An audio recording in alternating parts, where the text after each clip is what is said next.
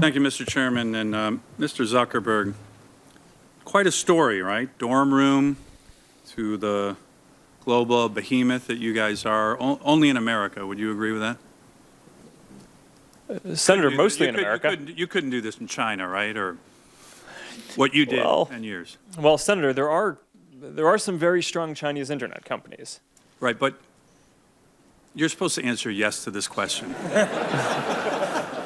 Okay, come on, I'm trying to help you, right? I mean, give me a break. You're in front of a bunch of... The answer is yes, okay? So thank you.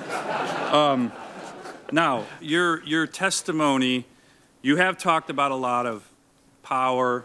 You've been involved in elections. I thought your testimony was very interesting, really all over the world. The Facebook, 2 billion users, over 200 million Americans, 40 billion in revenue. I believe you and Google have almost 75% of the digital advertising in the U.S. One of the key issues here is Facebook too powerful? Are you too powerful? And do you think you're too powerful? Well, Senator, I think most of the time when people talk about our scale, they're referencing that we have 2 billion people in our community. And I think one of the big questions that we need to think through here is the vast majority of those 2 billion people are outside of the U.S. And I think that that's something that, to your point, that Americans should be proud of. Okay, and when I brought up the Chinese internet companies, I think that that's a real strategic and competitive threat that in American technology policy we should be thinking about. Let me get to another point here real quick. I don't want to interrupt, but you know, when you look at kind of the history of this country and you look at the history of these kind of hearings, right? You're a smart guy. You read a lot of history. When companies become big and powerful and accumulate a lot of wealth and power, what typically happens from this body is there's a instinct to either regulate or break up, right? Look at the history of this nation.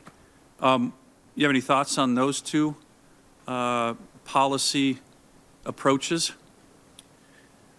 Well, Senator, I'm not the type of person who thinks that all regulation is bad.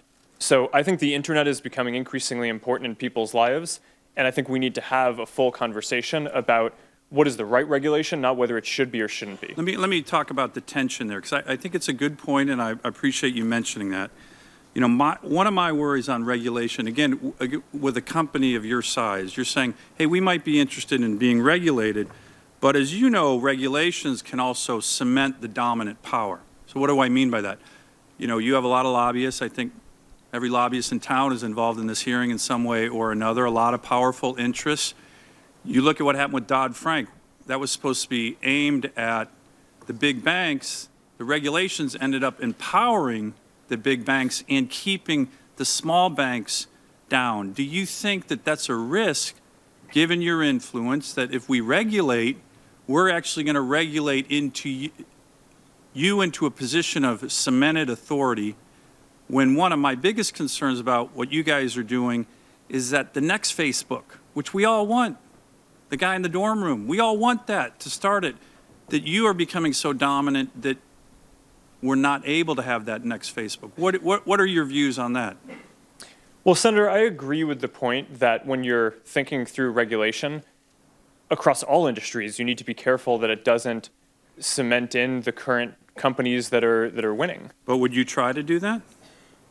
Isn't that the normal inclination of a company to say, hey, I'm going to hire the best guys in town and I'm going to cement in an advantage? You wouldn't do that if we were regulating you? Senator, that certainly wouldn't be our approach. But I think part of the challenge with regulation in general is that when you add more rules that companies need to follow, that's something that a larger company like ours inherently just has the resources to go do, and that might just be harder for a smaller company getting started to be able to comply with. Correct. So it's not something that, like, going into this, I would look at the conversation as what is the right outcome. I think there are real challenges that we face around content and privacy and in a number of other areas, ads transparency, elections. Let me get, I'm sorry to interrupt, but let me get to one final question that kind of relates to what you're talking about in terms of content, regulation, and what exactly Facebook is. You know, you mentioned you're a tech company, a platform, but there's some who are saying that you're the world's biggest publisher.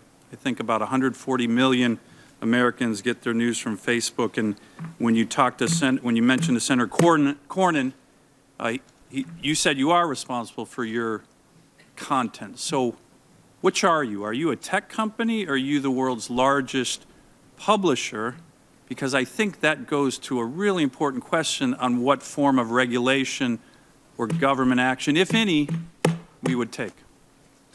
Senator, this is a really big question. I view us as a tech company because the primary thing that we do is build technology and products. But you said you're responsible for your content, which makes you kind of a publisher, right? Well, I agree that we're responsible for the content, but we don't produce the content. I think that when people ask us if we're a media company or a publisher, my understanding of what the heart of what they're really getting at is, do we feel a responsibility for the content on our platform? The answer to that, I think, is clearly yes. But I don't think that that's incompatible with fundamentally at our core being a technology company where the main thing that we do is have engineers and build products. Thank you, Senator Sullivan. Senator Udall.